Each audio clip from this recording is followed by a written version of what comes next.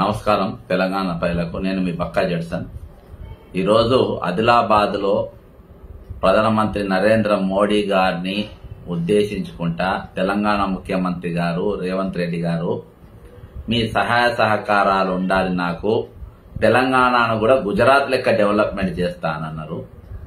ఇదివరకు ఎన్ని మాటలు లూజ్ టాక్ చేసినా గానీ నేను ఎక్కడ కూడా స్పందించలే. కానీ గుజరాత్ ఇన్ఛార్జ్ గా నేను పనిచేసిన కాబట్టి గుజరాత్ లో ఉన్నటువంటి పరిస్థితులు ఏందో నాకు పూర్తిగా తెలుసు. దానికంటే ముందు రేవంత్ రెడ్డి గారు ఏం మాట్లాడినో చూడండి ఒకసారి. गुजारिश है इस वक्त तेलंगाना अगर आगे तरक्की करना है, हम भी गुजरात जैसा हम आगे जाना है तो यहाँ पर आपकी मदद जरूरी है. अगर आपका जो सोच है 5 ट्रिलियन इकोनॉमी हम गुजारिश है. రేవంత్ రెడ్డి గారు ఈరోజు మనకేమన్నా అవగాహన ఉంటే అవగాహన పెట్టుకొని మీరు మాట్లాడండి, లేకుంటే వదిలేసేయండి. కానీ తెలియకున్నా తెలిసినట్టుగా మాట్లాడు. మీరు గుజరాత్ మోడల్ అంటే గుజరాత్ లో 2000 మంది నూచబోసకొచ్చింది. అక్కడ ఆ మోడల్ మనం చేయబోయేది. ఈరోజు ఒక సెక్షన్ ఆఫ్ పబ్లిక్ ను, ముఖ్యంగా మైనార్టీస్ గాని, దళితులను గాని, ఆదివాసులను గాని ఆడ హీనంగా చూస్తారు వాళ్ళు. అదా మన మోడల్. బిల్గిస్ బానును రేప్ చేసినట్టు కేసులా అక్కడ వాళ్ళు విడుదల చేస్తే పటాకులు కాల్చిండ్రు. అదా మన మోడల్. ఏ మోడల్ మనం చేయబోతున్నాం? నేను అక్కడ సూరత్ లా, బరోడాలా, నీజల్, మహువా, ప్యారా దాదాపు ఒక 7 అసెంబ్లీలో నేను ఎన్నికలకు 2017లో పనిచేసిన. ఆడ పరిస్థితి ఏందో నాకు తెలుసు. ఈరోజు మొత్తం అక్కడ గుజరాత్ లో ఉన్న వాళ్ళు మాట్లాడతారు. ఒక్క నిమిషం ఈ బాబు ఏం చెప్తుండో ఈయనండి ఒకసారి. केजरीवाल बेस्ट है, एक इंजीनियर है, पढ़ा लिखा है, और दिल्ली का जनता, भारत का जनता, वो मोदी जी भी तो बोलते ना गुजरात के विकास के मॉडल पे तो प्रधानमंत्री बने ना वो. सर गुजरात में कोई ऐसा मॉडल नहीं है. आप वो सब मीडिया. सर मैं एक एडवर्टाइज कंपनी से हूँ, मुझे पता है. डेविड ओगेलवी एक लंदन बेस्ड कंपनी है, वो उसका एड करते हैं. ये 200-300 करोड़ का एड जाता है. मैंने ओगेलवी में जॉब किया है और मुझे मालूम है कि ये ओगेलवी हर हर मोदी घर घर मोदी, ये इसका पंच लाइन देने के लिए करोड़ रुपए इन्वेस्ट मोदी ने किया इस पे. तो सर ये सब एडवर्टाइजमेंट पे, पेपर पे दिख रहा है, अच्छे ग्राउंड लेवल पे कहीं कुछ नहीं दिख रहा है. तो आप सब देखोगे अगर ऐसे ही चलता रहा. जीडीपी देखिए हमारा कितना डाउन हो गया है नीचे, फिर भी हम कह रहे हैं मोदी मोदी मोदी. मतलब क्या हो गया पब्लिक को? कुछ नहीं है. हम लोग जॉब से जा रहे हैं, नोटिस आ रही है कि भाई नहीं है, सैलरी वहीं डाउन पड़ा हुआ है, फिर भी हम मोदी मोदी. क्यों?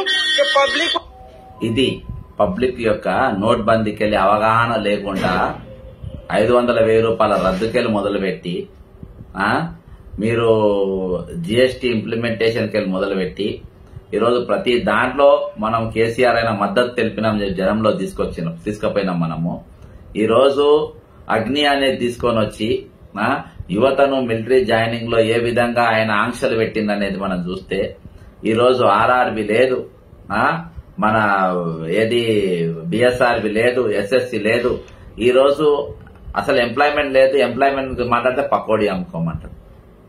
ఈరోజు 15 కోట్ల ప్రతి ఇంటికి 15 లక్షల రూపాయలు అన్నాడు. ఎన్నో వాగ్దానాలు ఇచ్చింది పోయిండు. ఈరోజు మనము గుజరాత్ మోడల్ అని అంటే ఈరోజు చాలా పెద్ద పొరపాటు మీరు చేసిండ్రు రేవంత్ రెడ్డి గారు. చాలా తప్పు మాట్లాడిండ్రు మీరు, చాలా తప్పు మాట్లాడారు. మీరు ప్రిపేర్ కండి. మీరు ఎక్కడికైనా స్పీచ్ కు పోతే ఏది పడితే అది మాట్లాడకండి, ప్రిపేర్ కండి. నిన్న కూడా శ్రీధర్ బాబు గారిని మీరు మేనేజ్మెంట్ కోటా అన్నాడు, తర్వాత కరెక్ట్ చేంజ్ చేసుకోనికి ప్రయత్నం చేసింది.